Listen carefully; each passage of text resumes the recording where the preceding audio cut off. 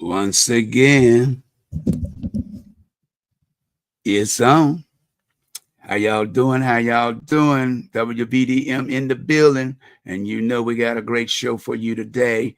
Just want you to get locked into the program because we got the one and only. It's that time for GA for Justice, that community activist, the one and only Miss Georgia Allen. How you doing? I'm doing good. Hello. It's exciting. I have a live audience today. Can you believe this?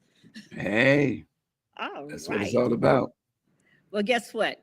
It's Thursday, and it's not 12 o'clock noon. It's just a tad bit after 12 noon. And I am Georgia F. Allen with GA for Justice, and I come to you every Thursday at 12 noon so that we can have a conversation.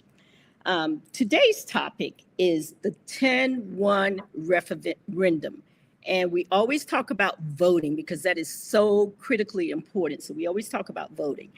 Our KWANZA principle today is UMOJA, unity, to strive for and maintain unity in the family, the community, the nation, and the race, the human race, which is humanity.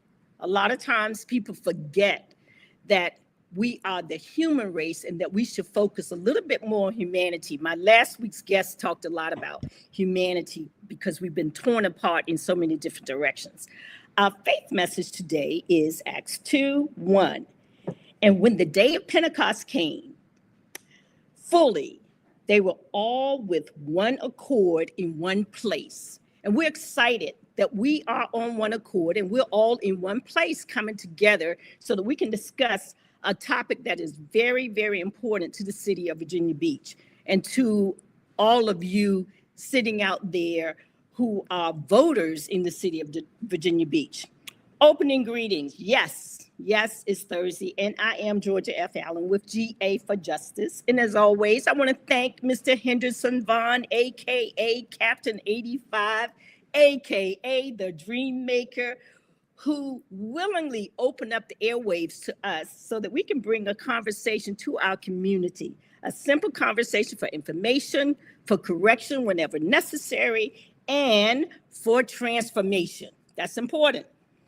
My disclaimer, as many of you know that I have been actively involved in the community for decades. So therefore, many of the positions that I may take are mine and mine alone. They are not necessarily the position of the groups and organizations that I may be a part of. It doesn't mean that in many instances, they support a lot of the things that we talk about at GA for Justice. So with that being said, first and foremost, we got some guests in the house. We have Eddie C. Eddie C. is with Freedom, Virginia, and we're so glad to have you with us this afternoon. And we have other community people who are out there working on behalf of the community. We want to once again thank Good Samaritan Church for allowing me to try something new, and that is doing a radio show on location. So thank you to Good Samaritan Episcopal Church. We thank you. All right, with that being said, let's get started. We're going to talk about the 10-1 referendum. Many of you are familiar with the fact that throughout the city of Virginia Beach, there has been the back and forth regarding how we should vote in this city. And so what happened? First and foremost, the 10-1 referendum is not a partisan issue. Keep that in mind. It is not a partisan issue.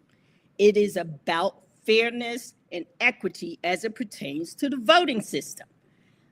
And how did that happen? Because a lot of people think, oh gosh, overnight we went from one type of system to another. Let's correct that. It did not happen overnight. In Virginia Beach, we were a county initially, Princess Anne County, and then later we became the city of Virginia Beach.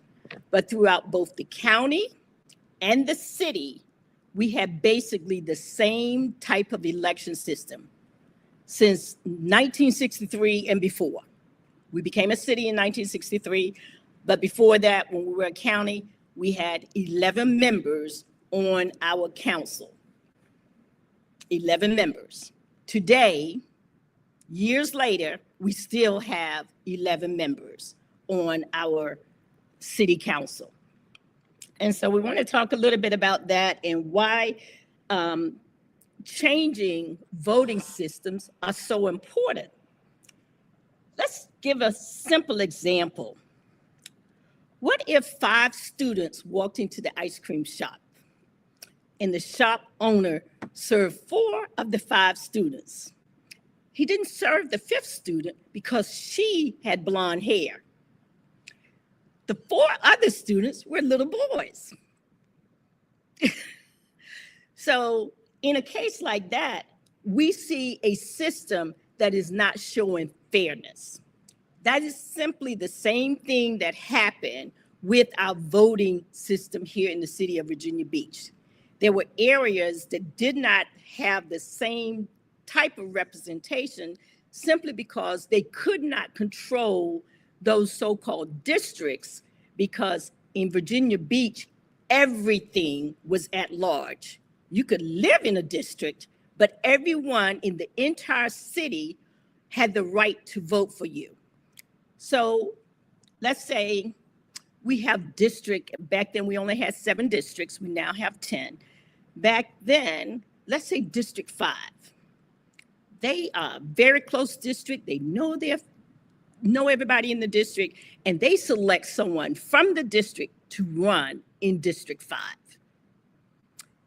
This is a person that has been actively involved in the community, has been serving the community, has served on boards and commissions, and when there's an issue, that individual went before city council when necessary, went before school board when necessary, and they fought for the issues for that community.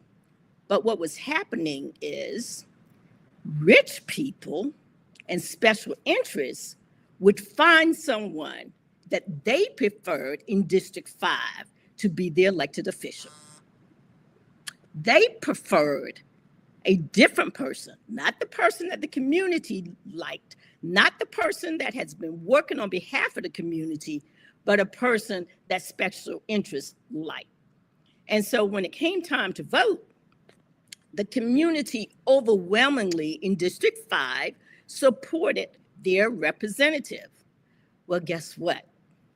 Those special interests sent money all over the city. Said, we don't have to worry about District 5. We'll just get the rest of the city to vote for the person we want. So at the end of the day, what happened is the rest of the city voted for another candidate in District 5 that was not the preferred candidate of the members of that community. And you guys hear this. Do you really think that is a fair way to vote someone into office? When the district has made it clear that they want a certain candidate, they know that candidate, he goes to the grocery store with them, the kids are going to school with their kids, his or her children are going to school with theirs, and they know they go to the games together, they're going to PTA meetings together, and there's this other person, well, he don't really have to do all of that, or she doesn't have to do all of that, because maybe she just has a little bit more money, or has someone funding him or her in that district. So they don't participate in anything that's important to District 5. They don't champion any causes that are important to District 5. They just do what the people who have contributed to their campaign ask them to do. We're seeing that because there was so much money involved in electing people to office that ultimately the people were not deciding who their representatives would be. So along come a young lady named Natasha Holloway. She decided that I'm going to sue the city of Virginia Beach because this election system doesn't work on behalf of me, my family, or people who look like me. So she said, I'm going to sue them. And she did. And what happened is she started the lawsuit and she needed someone to sign on with her. She reached out to the community to find if anyone would sign on. Well, after a period of time, she wasn't able to find anybody, and someone did what? They reached out to me. And they said, would you sign on to this lawsuit? I signed on to the lawsuit because there was a reverend named Reverend Vernon Johns. He said, if you see a good fight, get in it. And when I saw a good fight, I said, okay, I'm going to get in this fight, because not only would it help Latasha, it would also help other people in the community. So I ultimately got involved in that fight, and we won the lawsuit. The federal judge ruled that Virginia Beach had an illegal voting system. It did not follow the rules, the guidelines of the Voting Rights Act of 1965. And so, therefore, because it did not follow the Voting Rights Act of 1965, the judge ruled that the city of Virginia Beach had to create a new districting system. Because a lot of people want to know, what was the background? What caused this to come into play? Why do we have 10-member districts and not the old system? Well, the reason why it was changed is because every 10 years we have to do what? We have to do a census. And what does the census tell us? The census tells us what our community looks like, what our city looks like, where people live, what the age of our city is. So it gives us a lot of demographic information. And based upon what the decennial census said, it said to Virginia Beach, one, you have a legal system in the first place because you got at-large, all at-large, which makes it almost virtually impossible for people from disenfranchised communities, from disparate communities, to be able to vote someone of their choice in office. So since that was the situation, and since that was the case, the law changed. Well, once the law changed, they had to determine, how will we divide up the city of Virginia Beach? So they looked at more than one option. They looked at a new at-large option that would allow us to maybe have 3 districts that were super ward districts. Well, that would make the districts even larger than doing a 10-1 voting system. It would make it even larger than the old system. And we would still end up with a similar situation where a number of people still did not have full representation. So the ultimate goal of the Voting Rights Act is to ensure that throughout your city, throughout your state, that everyone has a fair opportunity to elect the representative of their choice, a fair opportunity to do so. Now, with that being said, we want to make sure that you understand a couple of things that took place during the process before we got to the lawsuit. Back in 1994, the people of Virginia Beach asked that the city would put a referendum forward to change their election system. So the election system didn't just change because of a lawsuit. People were asking for that long before the lawsuit. We're here in 2025. People were asking for a better election process back in 1994. So this is not something that just fell out of the sky. It is something that was going on over a period of time. So when the referendum was placed on the ballot back then, the question was, should the city council request the General Assembly? I have lots of papers, you guys, because this is a big, important issue.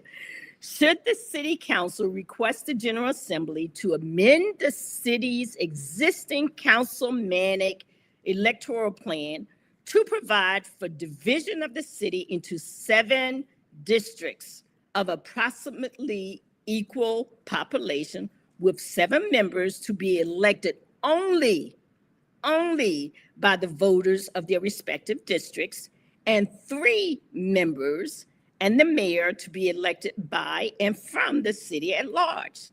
What did the citizens say? They said yes. They said yes. We want to be able to elect the person of our choice directly from our district without having other people involved in that process. So in 1994, the citizenry in Virginia Beach said, we want a better voting system. We don't like this full at-large voting system. So what happened? There were a number of General Assembly members that was like, oh my God, I really didn't think that the citizens knew enough to vote for what they preferred. So what did they do? They said, let's see if we can't change that question. So they did. They said, shall the city council members elected to represent a particular borough be elected by all qualified voters throughout the city and at-large system, rather than only by the qualified voters residing in that particular borough or ward, or in today's language, district. So if you wish to vote for all council seats, vote yes. But if you prefer to vote for only 5 of the 11 council seats, vote no. They took it up to Richmond. They changed this message. They took this referendum question up to Richmond. They got it approved. They brought it back. They placed it on the ballot. And what did the citizens do? They voted the way that the General Assembly members that served in the city of Virginia Beach wanted them to vote. Not the way they had originally voted to have individual districts that would allow them to only vote for the person in their district to serve their particular issues, to advance the causes of their district, to champion the causes of their district. So here we come years later. In 2021, the lawsuit comes into place. It started back in 2018 and over time, well, 2017. I joined the lawsuit in 2018, and over time, the judge reviewed everything and made a decision that the city of Virginia Beach was operating an illegal voting system. Full stop. Full stop, an illegal voting system. And so with that, the city council decided, well, we got to change our system. So let's ask the people. Let's ask the people. Let's do a survey of the people. So what did they do? They spent our money again, because of course they had to defend the lawsuit that they lost, okay? We were the plaintiffs, they were defendants. They lost. So after they lost, they said, it's just money. It's just paper money. So we're gonna go back and we're gonna say, let me see if we can do something differently. So our city spent our money and contracted with University of Virginia Weldon Cooper Center and say, I need you to test the marketplace. I need you to ask questions of the citizenry and see how they really feel, because we just can't believe that we need to change our voting system. It's been around for years. We're fine. And even though the people back in 1994, many of whom by the year, of course, 2018, were no longer living. And they said, no, we don't like your voting system. Here we come again. And now we're once again looking at this system by using a referendum. Well, what do you think the Weldon Cooper Center found from the residents of the city of Virginia Beach who participated in the survey? Keep in mind, they had a number of ways that they could participate. They first started out by going into every district, all 10 districts, and asking them face to face, what do you prefer? Do you prefer the current voting system that we have, which was a 7-3-1, or would you like the 10-1 voting system? They went to District 1 through District 10, because by that time, the judge ruling had gone into place. The city had voted to accept the ruling. And so once that happened, there was some unreadiness, primarily with one council member who ultimately encouraged other council members to join her in her unreadiness. And with that, the city said, okay, we'll spend the money on the Weldon Cooper Center. They were great. They interviewed people. We were allowed to come to town hall meetings, speak with them directly with regards to what we felt would be the best way for Virginia Beach to have an electoral process. They went to all 10 member districts. They also did 2 online sessions, which allowed people, if they couldn't make it to one of the meetings, one of the public meetings, because these were all public, and whether you lived in District 1 or lived in District 10, you could come to any of them. You were not pressured to only come to the district public meeting in your local district. We had some people that went to all 10 meetings, every last one, just to share their concerns about the old district system versus the new district system. Well, what do you think the Weldon Cooper Center found? They found that 81% of the residents in all 10 districts combined preferred the 10-1 voting system. That is what the survey found. And you had a number of ways that you could give your input, like I shared. You could do it in person. You could do an online survey. You could do mail-in survey. So there were a number of ways. So it was not a situation that people did not have opportunity. They had a number of different opportunities to share their feelings about the 10-1 system. And when it was all said and done, with all the money that our city spent, and they spent money on lawyers, they spent money on the Weldon Cooper survey, 81% preferred the 10-1 election system. So we're going to pause for a moment because I do this radio show each and every week, and I usually take a moment so that I can recognize and commemorate and acknowledge some things in our community. Like one, I think on Saturday, we have a community day. Am I correct? Right here at Good Samaritan. And we're excited. Guess what? You're going to have a whole bunch of people coming out to share community day with you. We're so excited about that. Again, Good Samaritan Community Day will be August the 16th, Community Day. That's the Virginia League of Voters. No, that's Virginia League of Voters. He has photos that pop up. Okay, but anyway, the Community Day will be this Saturday at Good Samaritan. What time is that? 1 to 5. We got some folks out here in the audience sharing with us. 1 to 5. Okay, so we want to make sure if you don't have anything on your calendar, come on out to Community Day. I've been to it a number of times. It is a wonderful opportunity for people to come out, meet other people in the community, but it's also a time for back to school and allowing young people backpacks and other materials. So we want to promote the things that are going on in our city.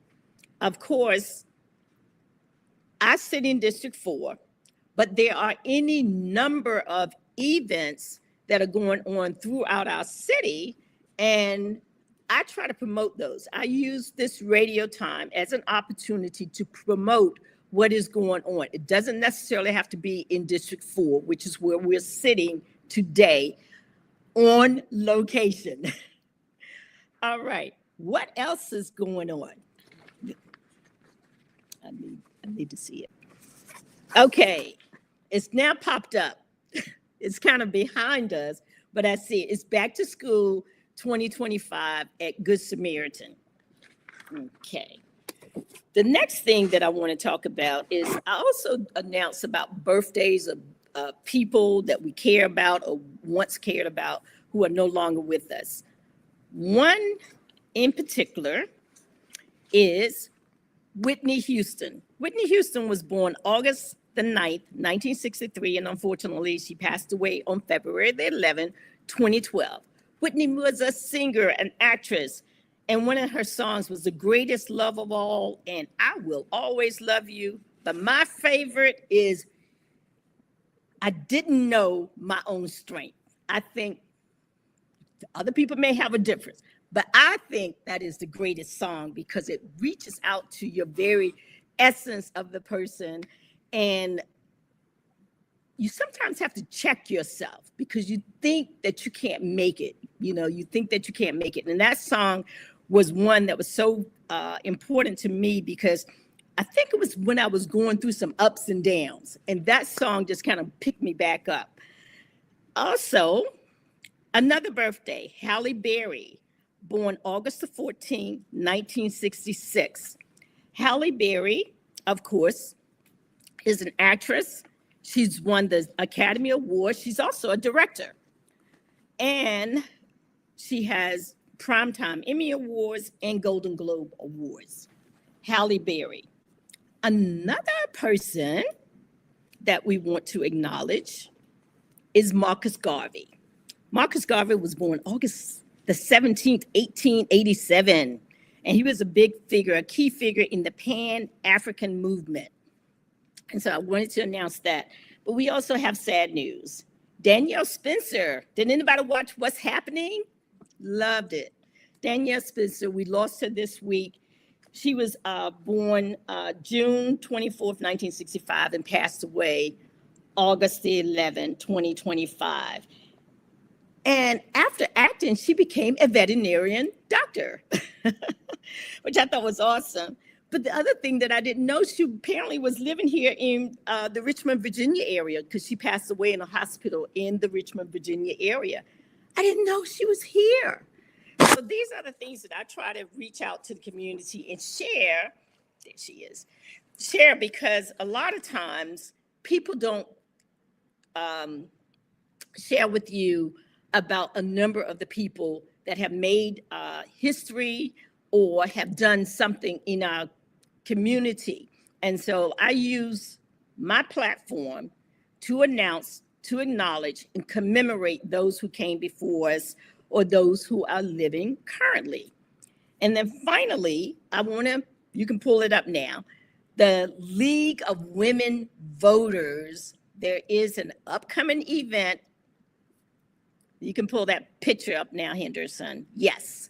Virginia League of Women Voters will be celebrating Women's Equality Day, Voices in Leadership.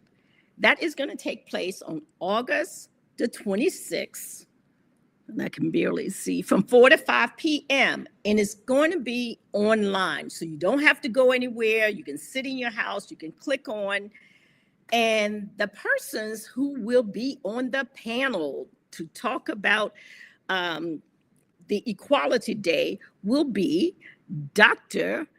Cherise Jones-Wheeler. She's a professor and author of Walking on Water and Flying. There will also be Krista, K-R-Y-S-T-A Jones. She's the founder, Vote, Lead, Impact, and author of Ella Goes to City Hall. And finally, the third panelist will be Georgia F. Allen, myself, first vice president and chair of religious affairs for the Virginia Beach NAACP. And so we're all going to be talking about the changes that have been taking place with women over the years, the fact that of Women's Equality Day and how important that is, because that's when, of course, many of you may know that has to do with that 19th Amendment that took us a long time to give the women the right to vote. And boy, oh boy, did we change a few things. Boy, oh boy, we decided that we needed better health care. We decided that children should not be working in these, what was those things called? Those sweatshops.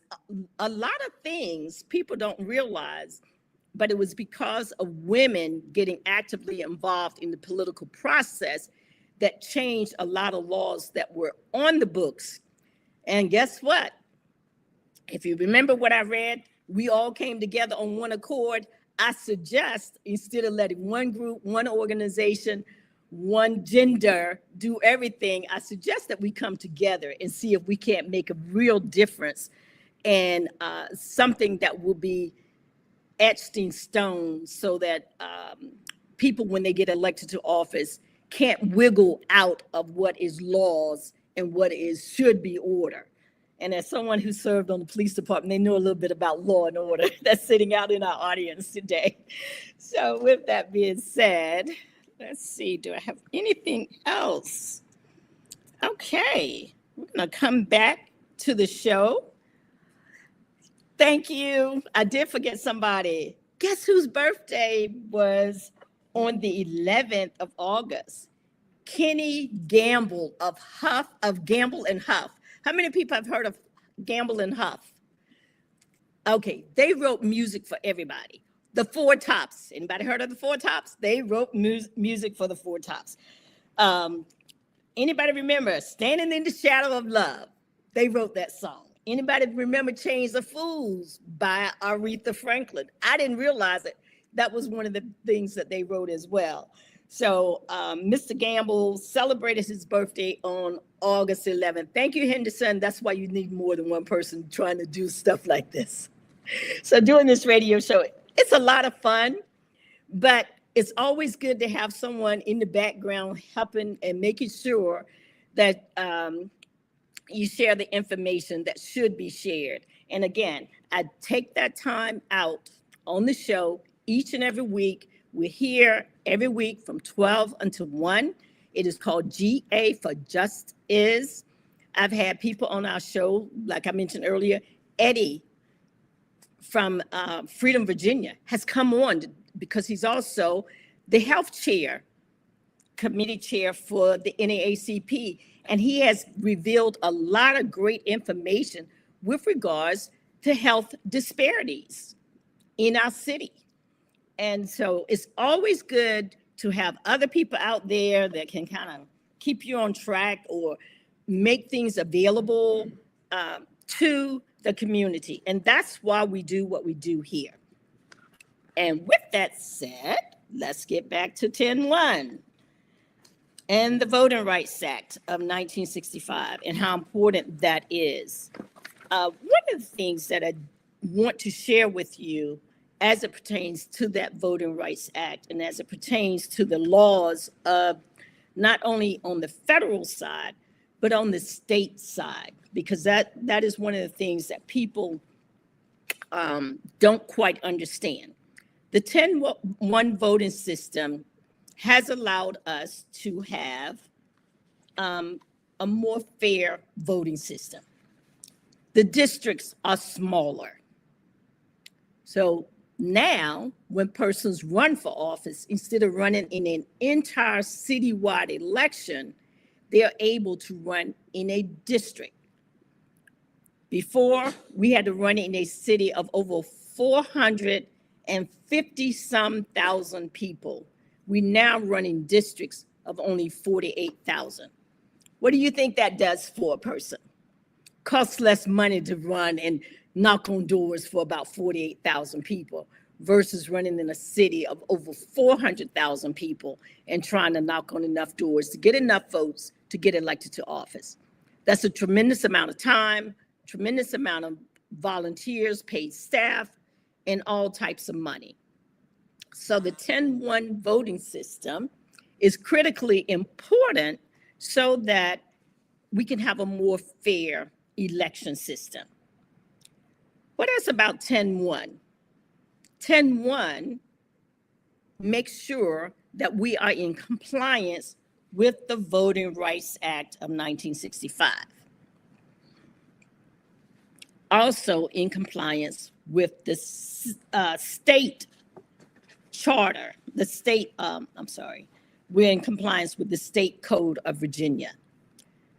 Now, what happened? Why was there so much chaos with the 10.1 system, and why do we need to vote on a referendum?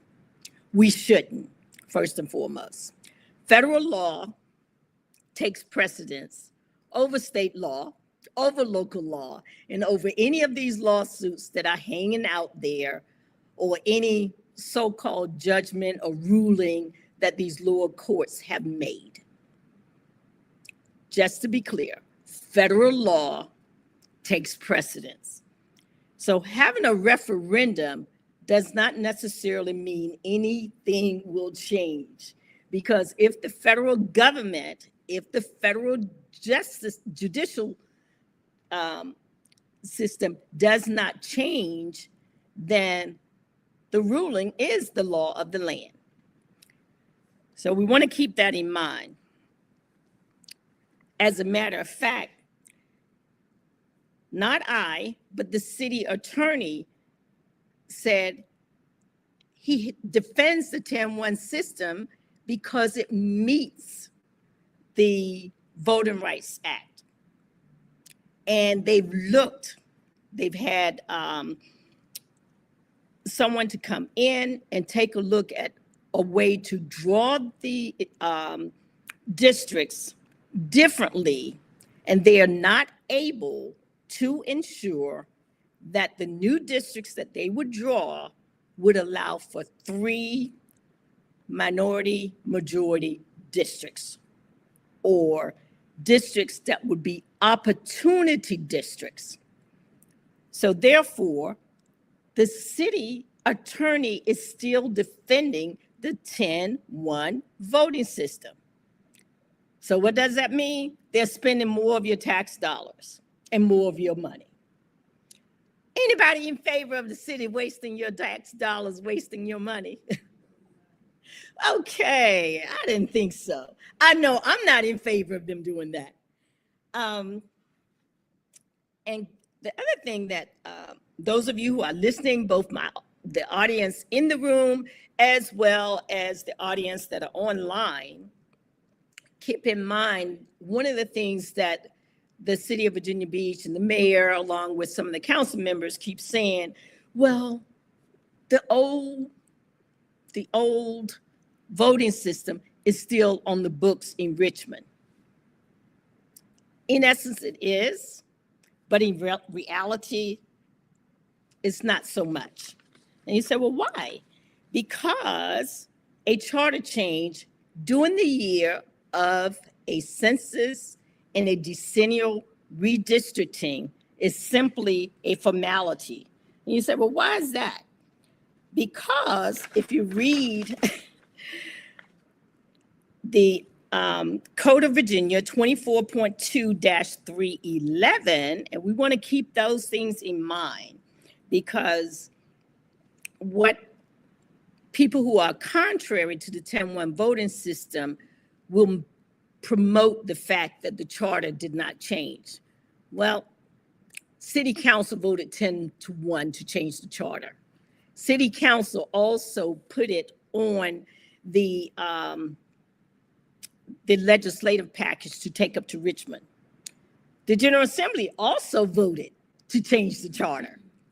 So those things did take place. So the reason why we didn't see it completed is because they did what they call slow walking, and they pushed it off, and then ultimately the governor ended up doing a veto, which I think should be considered illegal, to veto when you and your charter says In the event, and this is 24.2-311, when it comes to a charter change, which is simply a formality during decennial redistricting, it clearly says, in the event of a conflict between the provisions of a decennial redistricting measure and the provisions of the charter of any locality, the provisions of the redistricting measure shall be what?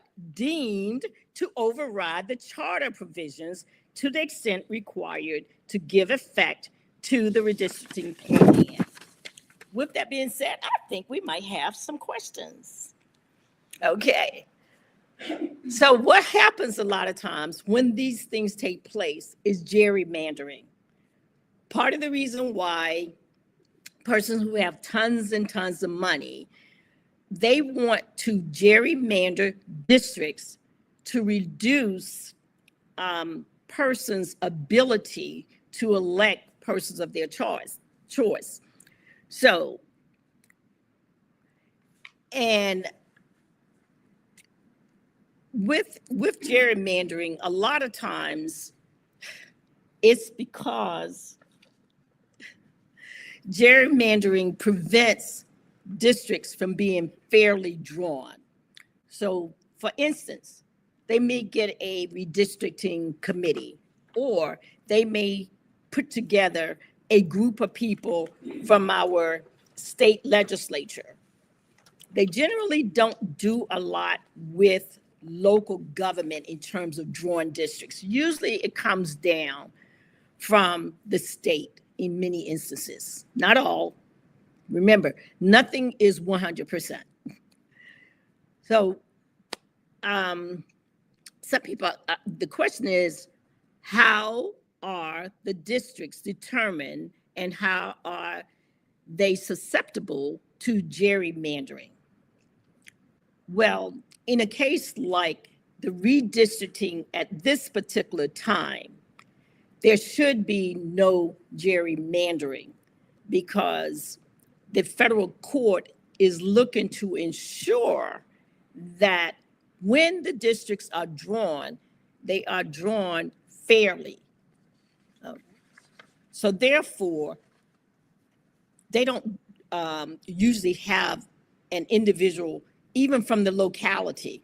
They go out and they get a special master, someone who is proficient in drawing districts, not just in our area, but all around the country. And that is exactly what happened. In this particular case, they use what they call a special master. The special master looked at the entire city and determined how best to draw districts to ensure that they were favorably drawn, not based upon political party, but favorably drawn to ensure that persons who had been disenfranchised, not 1 year, not 2 years, but for decades, have an opportunity to have elected officials that they prefer to be in office. And why is that important? Because with a smaller district size, members of that community not only can elect people to office, but if they are not working on their behalf, they can remove them and they can replace them with somebody else who can better help them. Whereas in a full at-large system, it makes it virtually impossible if you have a member that is elected to council or even to school board who does not represent your interests, because the other part of the city can vote against you and your district. And so that is where the concern comes in. And so we're looking at any violations of any protected classes of people. We're looking at any type of racially polarized voting. We are looking at whether or not the candidates that are being placed out there to run, whether or not those candidates are really interested in what happens over here, for instance, in this district. whether or not they're interested in what happens over in District 3, which is close to Lynn Haven Mall. With the new districting system, of course, if persons do not feel over there by Lynn Haven Mall that the representative they have in District 3 is working in their best interest, now that the district is much smaller, they have an opportunity to identify a candidate of their choice. They have an opportunity to perhaps remove that current person from office and replace them with a new person. So I hope that kind of helps you some. Did anybody have any questions? Because you do have an opportunity to ask a few questions before we shut down for today. I know that was a lot. I know it was a lot. And okay. I think there's two things that I think we need to keep in mind at this day. I think that Can't hear you. I think that two things we need to keep in mind. I mean, I've learned this recently, and I've also had some opportunity to realize this as well. But the referendum is set up in a way where no votes normally win referendums. And we don't want to say no in this referendum. We need to know what we're talking about. So Georgia has presented a really good history of why we need to vote yes. But keep in mind that the city wants us to vote no, and we need to realize that we must say yes to this question. And that's not normal. That is not what normally happens. The other thing is, we are part of representative democracy, and we talk about that all the time. The least people that we represent, the better off that representative democracy is. And so 10-1 is a much better system. It allows that representative in that district to represent that district, and the smaller that district, the better. Thank you, Eddie. And just a reminder, voting is a right, and other districts should not dilute the vote of someone else. So we shouldn't be able to vote on someone else's right to vote, meaning that if your district has chosen a person of their choice, I shouldn't be able to come into your district and vote or sway or do anything in any way, shape, or form that's contrary to the will of the people in that district. And so in looking at any number of things where it pertains to the 10-1 voting system, and you're absolutely right. In many instances, when people say no, they think that they're voting in their interests. But if you remember, when I read at the beginning, I read how the question was worded the second time around. The first time around, when they voted yes for the referendum, what did the legislature do? They went back and reworded it, and where was the answer? The answer was yes, you want 11 council seats, vote yes. But if you prefer to only have 5, vote no. So they flipped the script. And so I want to encourage people as they're preparing to go to the polls and vote, remember that there is opposition to 10-1, but we now have the opportunity to vote, just vote yes. We now have the opportunity to simply vote yes in favor of a voting system that fairly represents all of us. And again, thank you so much, Eddie, for that comment, because a lot of times people can become a little bit confused about what is going on. You're supposed to give me the time. So I know what time it is because I don't want to go over. Okay, I'm getting ready to come to a close now. So what is the clarion call? What is the call to action? Whenever we do anything, we definitely want to have a call to action. One, everybody who is able to register to vote should register to vote. On the 19th of September, early voting begins. We want to encourage you to vote early. We also, as much as many of us like mailing ballots, we really want you to go to the polls and vote. And let me tell you why. I used to serve as a former election official. And now that we have people interfering in elections, and not just locally, they're interfering throughout, allegedly, I'll do allegedly just in case, interfering throughout. Many of the mailing ballots, are you aware they are not counted now? Why? What if I have Georgia F. Allen, but the day that I mailed my ballot in, I only put Georgia Allen on the ballot? Then they can say, well, that's not the same Georgia Allen. And so let's toss that ballot. So I want to encourage us, try to vote in person, early voting throughout. Election day is November the 4th, and we need everybody to vote. With that being said, I'm coming to the close of this show. Again, 10-1 referendum in November. We want you out there. Just vote yes. That's all you have to do. Just vote yes. Again, I'm Georgia F. Allen with GA for Justice. And you can click on me every single week from 12 to 1. Thank you. And I'm going to turn it back over to Henderson so he can close out the show.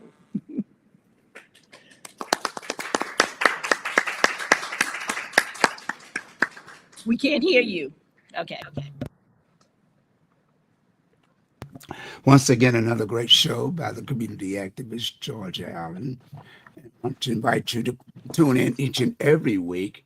And thank you for all your comments you made today.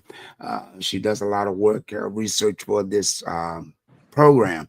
And I want you to pass it on to other people on your Facebook, Instagram, Twitter, email them, text them, call them, and say, hey, GA for Justice, I'm sending you the link. Don't forget about the 10-1 system when it's time to vote. Hey, Georgia, before we end, okay, what is the age for young people to register to vote? Is it too late for them to register to vote? Or what is the age when it comes for voting this year? Actually, you can register to vote starting at age 16.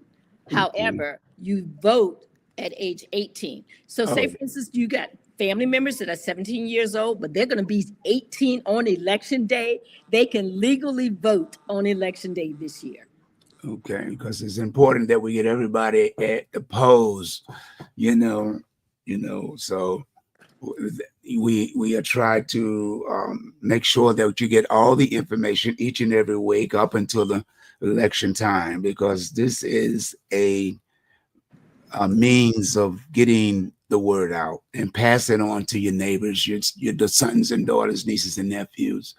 And with that said, I'll just go ahead and just tapping up some of the people that's watching. Crystal said thank you, and MZ Vaughn Johnson said great show. And like I said, don't forget to pass it on to other people. And once again, want to commend Georgia Allen for doing such a tremendous job, and she's not getting paid for this, so I just want to throw that out there too. So maybe we'll start taking the contributions, because gas and taking time out of other things, we have to always remember we have to take care of those that are on the battlefield. And you can't do a battle if you don't have funding to get to places you need to go. But nevertheless, once again, we'll join us next week, same time, same place, from 12 to 1 for GA for Justice, your community activist, Miss Georgia Allen. To the next time we meet, that'll be next Thursday from 12 until 1. Don't forget to tell a friend.